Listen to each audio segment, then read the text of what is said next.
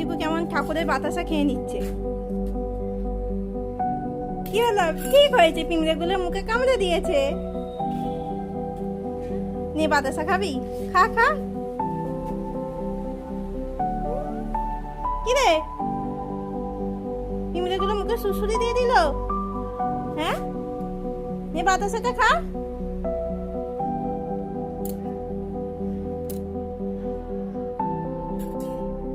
কেমন বাতাসা খাচ্ছে ঠাকুরকে সেবা দিয়েছে, বাতাসা খেয়ে নিল। ঠাকুরের বাতাসা খাওয়ার হেডমাস্টার প্রসাদ ঠিক খাবেই।